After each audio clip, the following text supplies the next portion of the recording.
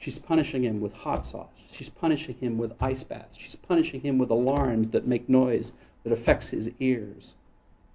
She's depriving him of sleep. She's depriving him of movement. She's depriving him of clothes. She's locking him in a closet.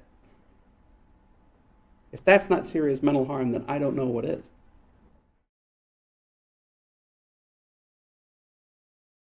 When police officers responded to the 911 call placed on July 6, 2022, they had no idea what they were walking into. 15-year-old Timothy Ferguson had been lying in his bed unresponsive when his mother called for emergency services. Immediately after laying eyes on the young teen, paramedics alerted the police officers to a major issue. The teen appeared to be suffering from severe malnutrition. Police body cam footage provided by Officer Stefanich showed a seemingly hysterical Shanda Vander Ark.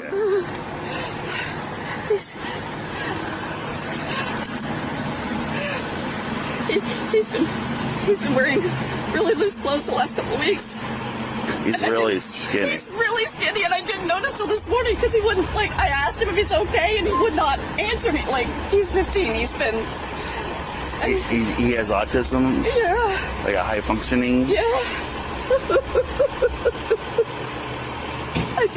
I had no clue how bad it was. Oh my God. Through tearless sobs, Shanda began to explain to the officer that she didn't know what was wrong with her son. She asserted that she paid close attention to her children, but wasn't able to know everything a teenager does at all times.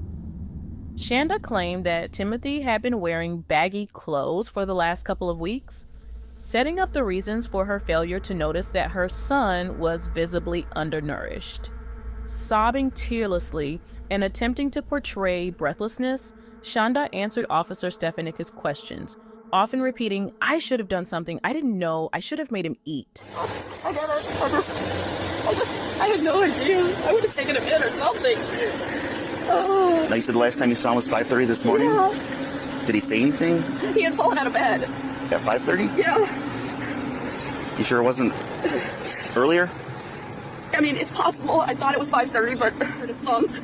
And I came down, and he's kind of laying on his side, kind of like, what the heck? And I reached out, and I'm sorry. That's all right. Sorry. Oh, my God. Oh, my God. Yeah. And I reached out, and he pulled himself up, and I asked him if he's okay, and I just asked if he hit his head. He said, no, I think I hit my knees on my chest.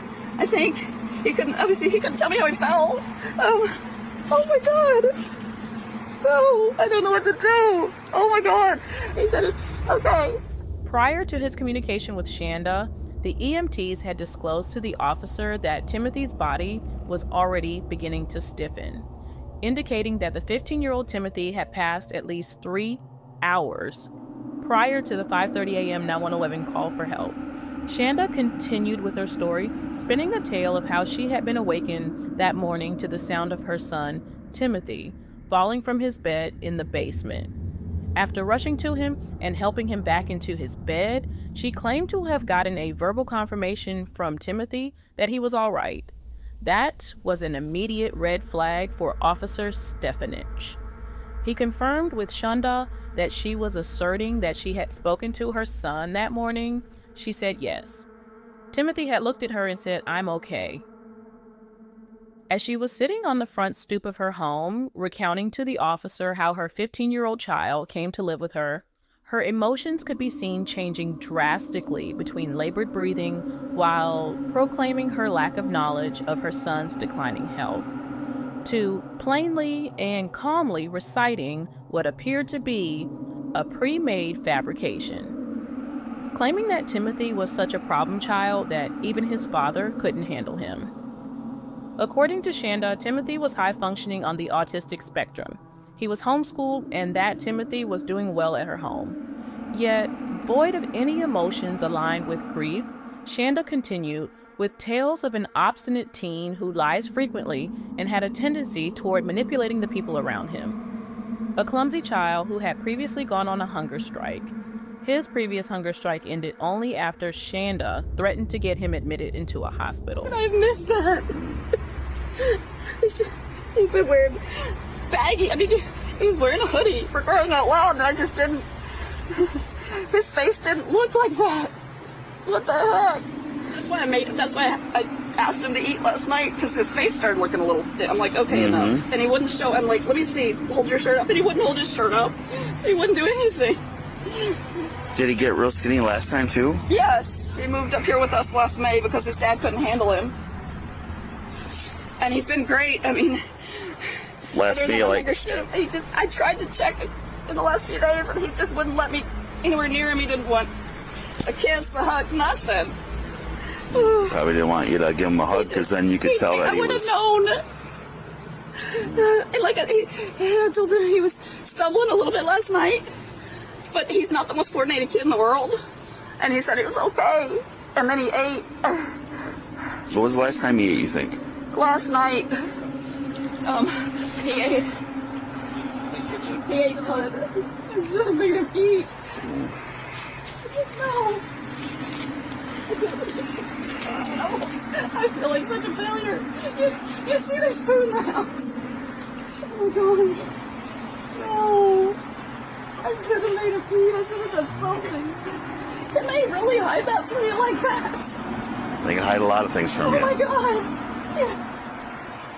Oh, and I just, like I said, I feel like I just missed something. So if you want How could to, he hide that from me? uh, How could he do that? Oh. Once he had gotten Shanda's initial statements outside, Officer Stefanich entered her home. In the dimly lit living room of the Vander Ark household, tension hung heavy in the air as Officer Stefanich and Detective Pieska confronted Shanda Vander Ark and her son, Paul Ferguson. Shanda's demeanor shifted swiftly upon their arrival, her facade of distress replaced by a facade of control. "Did you notice your brother's baggy clothes?" Shanda's voice cut through the silence, her gaze fixed on Paul. Before he could respond, she interjected with a resolute, "No, you don't notice anything." Officer Stefanich directed a question to Paul about his last interaction with his brother. He began to respond, telling the officer that he had last spoken to his brother the morning prior, but once again Shanda interjected, reminding Paul of additional encounters with Timothy. She reminds Paul that he had seen his brother later in the evening of the day prior as well. She also asked him if he had known that his brother was on hunger strike. He looked clearly puzzled. The officers knew that in order to get answers, they would need to question Paul independently.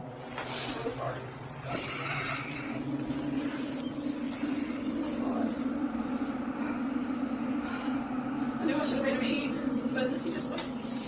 Did you notice it was covering all with big clothing? You didn't notice, never mind. I love it here, but you never noticed. Yep.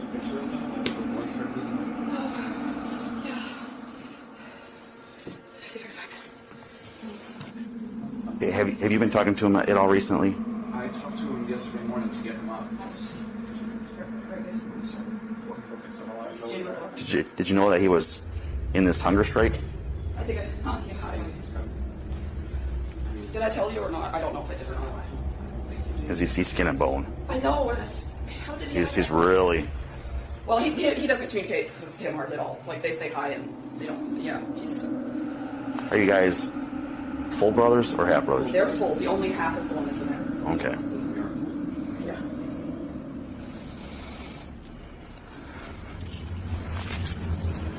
You have your own phone number? I recently got a new phone, so my new number. Hold on, I'll find it for you. When was the last time you talked to Tim? Yesterday morning when I was getting him up. No, yesterday afternoon before you left for work. Before I picked you up and took you to work because your e-bike time. You talked to him then.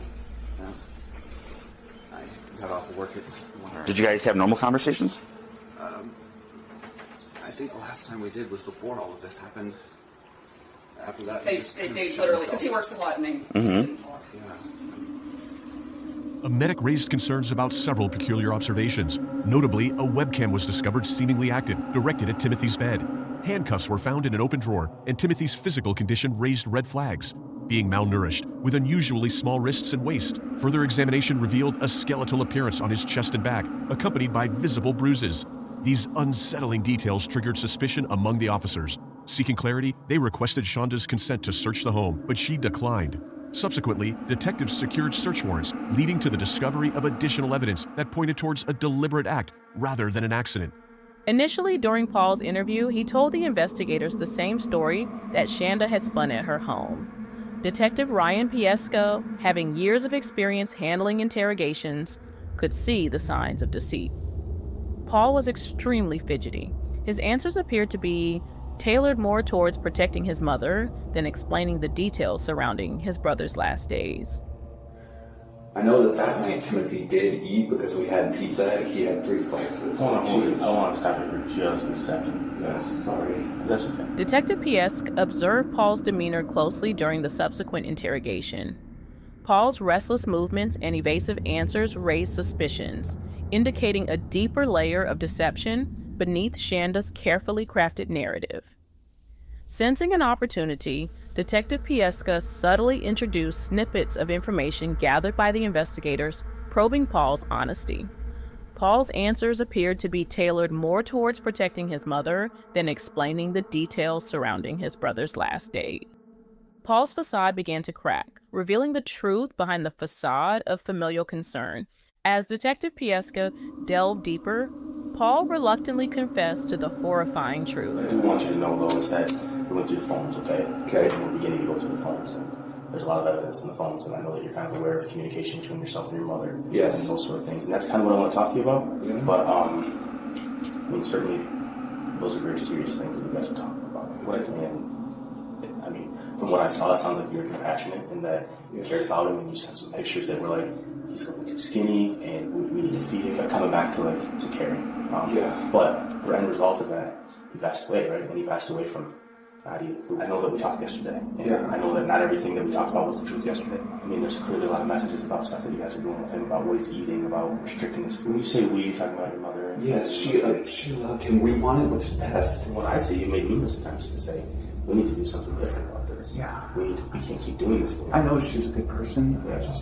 And it's not about. I don't know if this is both of our faults. If we should have done something sooner. I know we both could have. You have a mother that's telling you what to do. You think that your mother's going to do what's best for him, right? That's what you're telling us. Yeah. And I know she wants what's best for all of us. The warning thing was exact. He wasn't breathing in the closet. It was the closet though. We had to get him out of the closet to try and resuscitate. So it's you and your mother that tried to get him out of the closet? We did get him out. And we tried to resuscitate. Was it who noticed him first? You or my mother? The cameras scattered throughout the house weren't for security, but to monitor Timothy's movements. The zip ties discovered under a bed weren't for household repairs, but to restrain Timothy, to prevent his supposed destructiveness. And Timothy's living conditions were not those of a beloved family member, but of a captive, confined to a small room in the basement. With each revelation, Paul's words were punctuated by a chilling repetition of "we," implicating both himself and his mother in Timothy's ordeal. It was as if he had been ensnared by an imperial curse, blindly following his mother's commands, unable to comprehend the gravity of their actions. Blinded by his unwavering belief in his mother's care, Paul couldn't grasp the extent of the torment inflicted upon his younger brother. As the interrogation unfolded, the chilling realization dawned on Detective Pieska and Officer Stefanik that behind the facade of a caring mother lay a sinister truth, shrouded in darkness and deceit. Shanda Vander Ark, with the assistance of her son Paul Ferguson, tortured 15-year-old Timothy Ferguson for months, resulting in his slow death. It's not about punishment. You need food to survive. You need food to live. He didn't get to live because of that. Because of what you guys did. Does your mom feel bad at all about giving him just bread? Yes. Hot sauce and locking him in the closet. Ice baths. Ice baths. She gave him ice bath on the day that he died, right? Getting up to it. And she wanted him to sleep in the tub. That's what I read. Did that happen? Did he sleep in the tub? No. He didn't. No. He didn't die in that bathtub and you guys dragged him into that closet and waited for the morning to call the police? That's not what happened. No. It's not. Do you think she did that? Do you think that message is just a little bit suspicious? That she sends you at just about midnight that says, he's in the closet, I had to drag him in there. You don't think he was already dying or dead at that point? But do you think she sent that for a reason? Why would she send that? Doesn't it seem like maybe he was already dead? That she put him in there so that he could wake up and have died in his sleep? Because she can't call the police when he's in an ice bath and he freezes and he dies. In the stifling heat of July 2022, Shanda Vander Ark faced the cold reality of justice as she was arrested and charged with felony child neglect and first-degree murder. As the trial unfolded, the courtroom became a stage for the revelation of Shanda's true nature. Feigned illness and delay tactics were her weapons, deployed to obscure the truth and evade accountability. You look like that when you put him in the bathtub?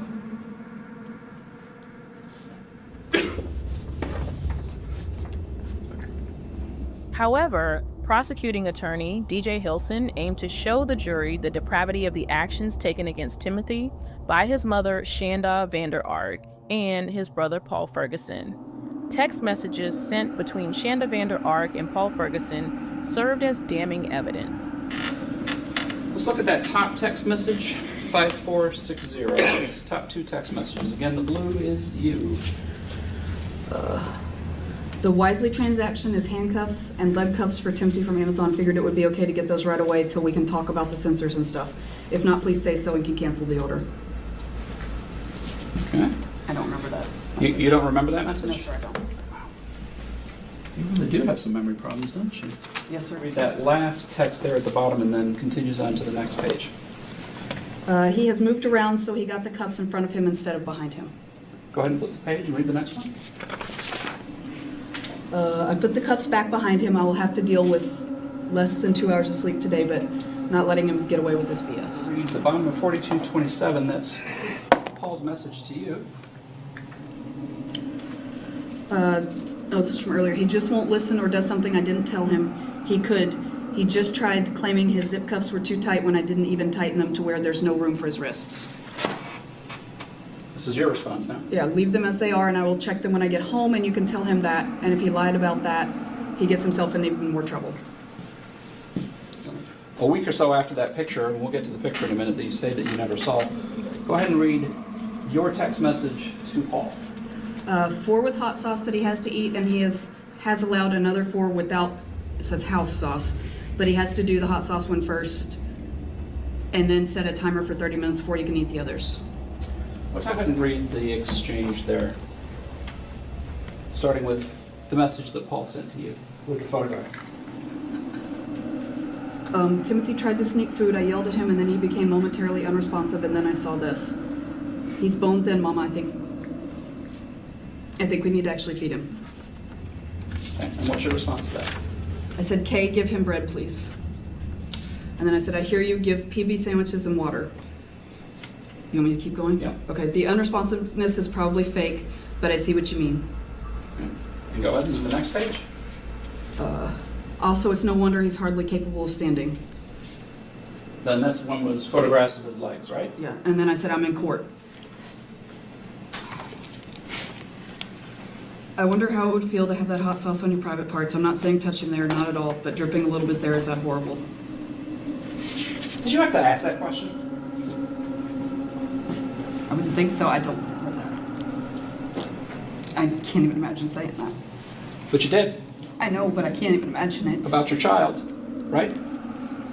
Who at that point was in the middle of an ice bath that had lasted at least 2.5 hours at that point, right?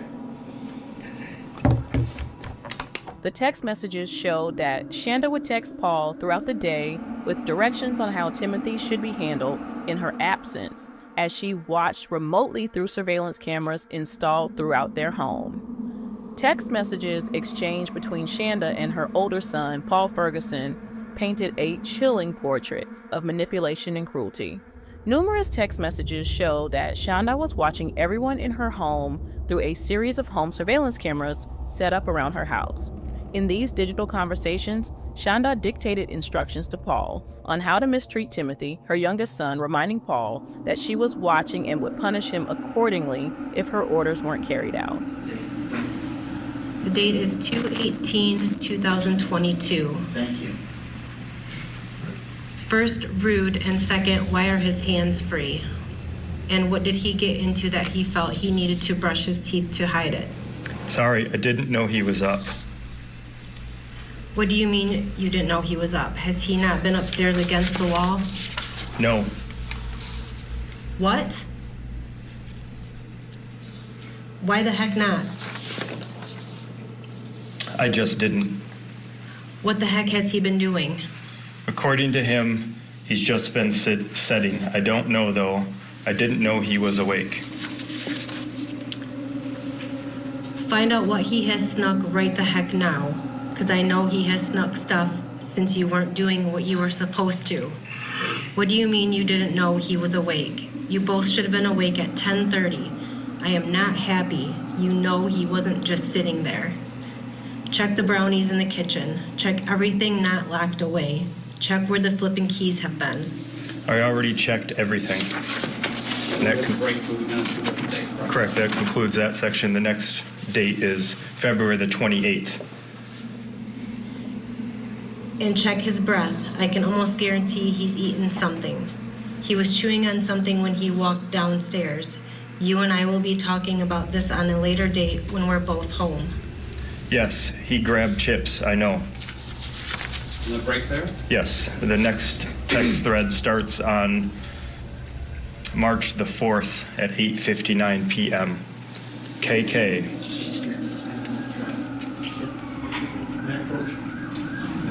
The officers, reading the messages aloud to the jury, squirmed uncomfortably, shaken by the callousness of a mother orchestrating horrors against her own flesh and blood. The callousness of a mother manipulating one son to commit atrocities against the other. Desperate to silence the damning evidence, Shanda feigned an anxiety attack, hoping to halt the reading of the incriminating texts. Imagine having an anxiety attack due to listening to her own text messages that she exchanged with her own son. Despite her theatrics, justice prevailed, and the truth was laid bare for all to see. The trial was delayed. However, the text messages were read when the trial continued. Expert medical testimony revealed that Timothy's cause of death was extreme malnutrition. Timothy was also suffering from hypothermia in the middle of the summer. According to the medical expert, there would have been noticeable symptoms leading up to Timothy's death. He would have been lethargic and presented a lack of mobility. His speech would be low and labored, and in his final stages, he would be incapable of walking. The medical examiner was yet another witness, painting a damning portrait of a mother consumed by malice and a son ensnared in her sinister machinations. During her testimony, Shanda refused to accept any responsibility for Timothy's tragic fate. She deflected blame onto Paul, alleging his involvement in Timothy's suffering. When questioned about Timothy's condition, Shanda Vander Ark's responses were as cold and calculated as her demeanor. With each inquiry, she wove a web of deceit, deflecting blame, and evading responsibility. His weight? She scoffed dismissively. All my children have a slim build. It's genetic. As for the bruises marring Timothy's arms, Shanda pointed an accusatory finger at her older son, Paul. He's always been rough with Timothy, she insisted. It's his fault. The mention of zip ties elicited another deflection. Paul bought those, she asserted, her voice tinged with indignation. He used them to keep Timothy in line. When questioned about Timothy's peculiar diet of sliced white bread and hot sauce, Shanda's response was equally incredulous. He loves hot sauce, she declared with a forced smile, as if Timothy's monotonous diet was a matter of personal preference rather than neglect. And when the lock on the refrigerator was brought up, Shanda's explanation bordered on the absurd. It's to prevent him from eating raw food, she explained, her tone dripping with disdain. He's done it before, eaten raw meat. As the courtroom scrutinized her actions, Shanda Vander Ark's defenses crumbled under the weight of her own deception. When confronted about her son's chilling ordeal of being subjected to ice baths, she reluctantly confessed to using them as punishment for his perceived transgressions. Attempting to cloak her cruelty in the guise of alternative discipline methods, Shanda shamelessly wove a web of excuses and half-truths, gaslighting the jury with tales of alternative discipline methods and selective amnesia. But her words rang hollow against the backdrop of Timothy's suffering. Each excuse, each lie, served to further distance Shanda from the reality of Timothy's suffering. When confronted with photographic evidence of Timothy's emaciated form, Shanda recoiled in faux horror. She began to gag while appearing to vomit under the witness stand. You look like that when you put him in the bathtub?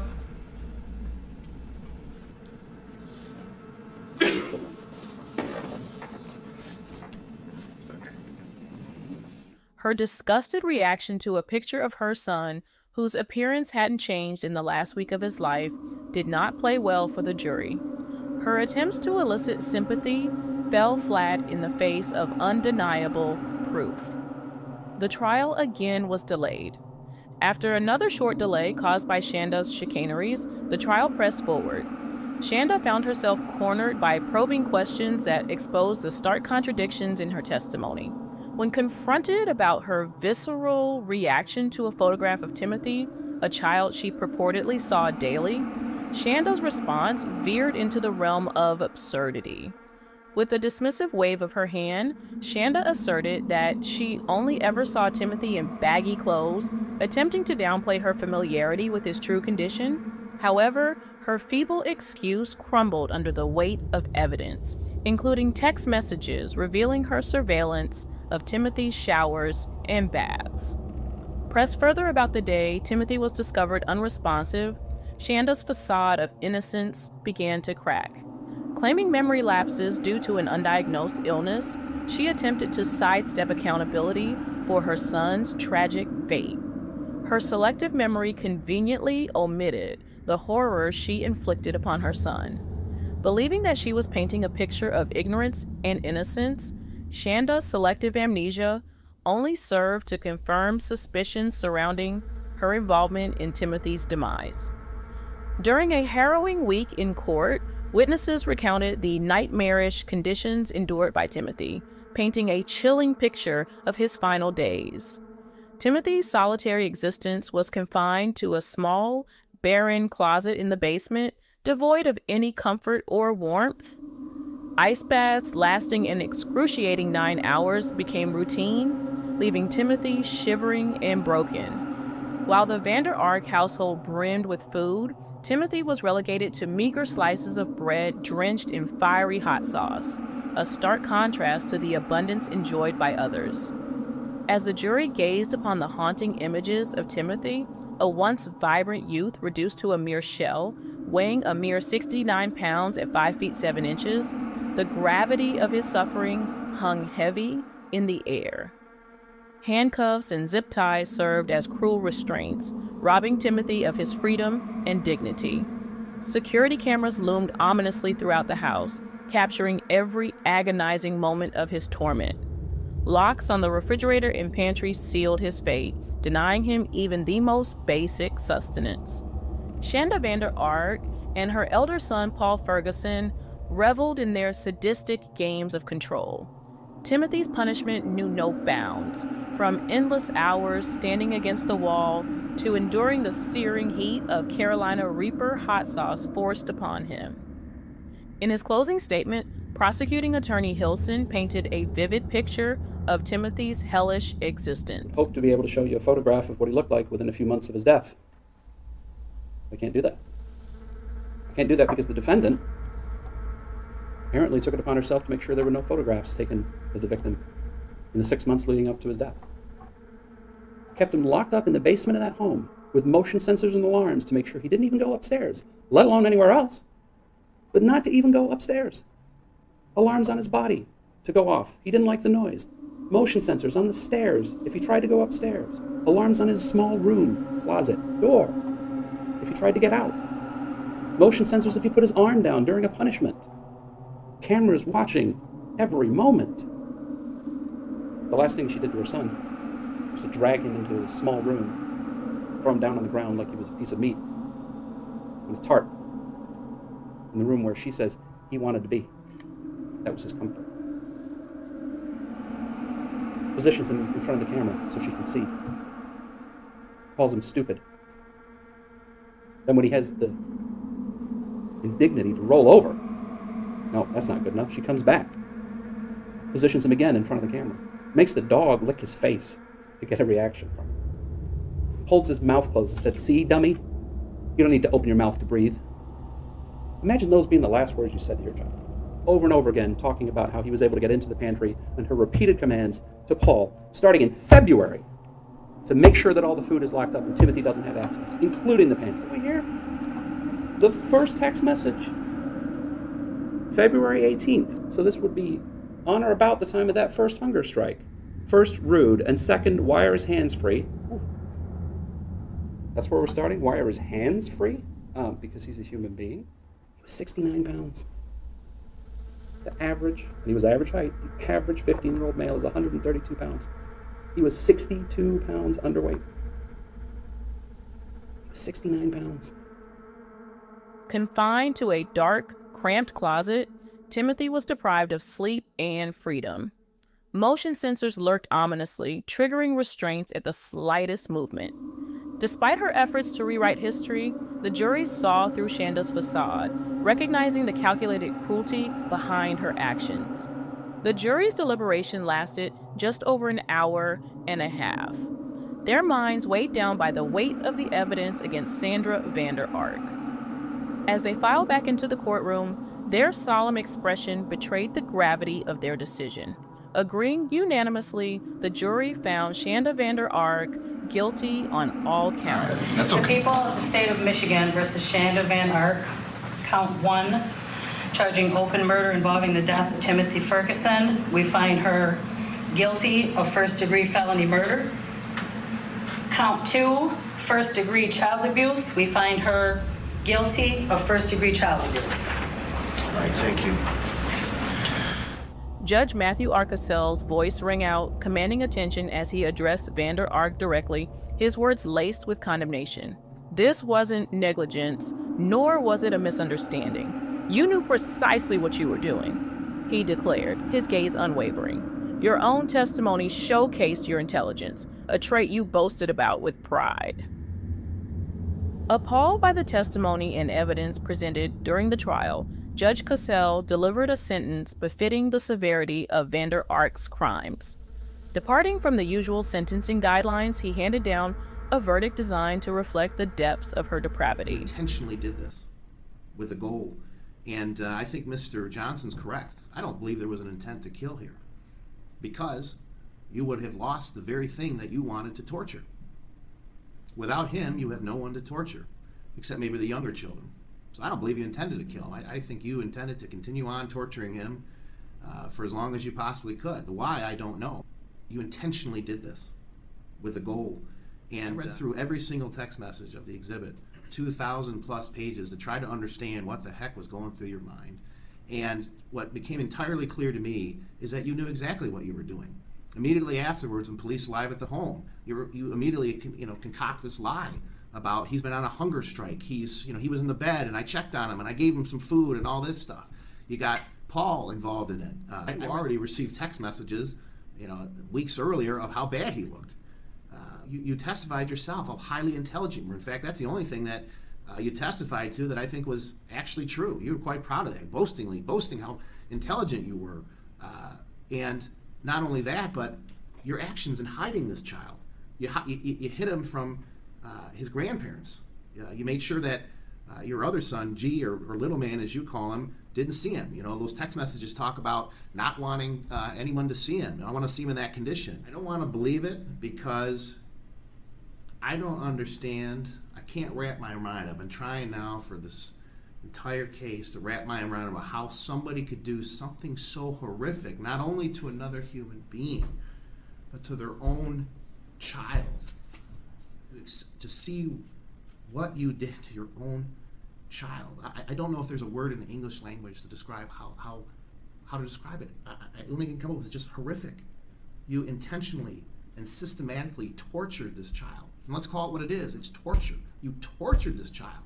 This wasn't punishment. This wasn't trying to to curb his behavior, you tortured him. To see what you did to your own child. I don't know if there's a word in the English language that describes. For the felony murder charge, you shall serve natural life without parole, Judge Casel pronounced, his voice cutting through the air with finality. And for the first-degree felony child abuse charge, you are sentenced to 50 to 100 years. Remember, your son, dead, looking like a Holocaust victim. I'm choosing to remember like that. And you can't even look at him. That's how he was. A beautiful child with a lot of life in his eyes. As the weight of her sentence settled upon her, Vander Ark's facade crumbled, her once proud demeanor replaced by a mask of defeat. Shanda Vander Ark will spend the rest of her life in a small cell at the Michigan County Department of Corrections.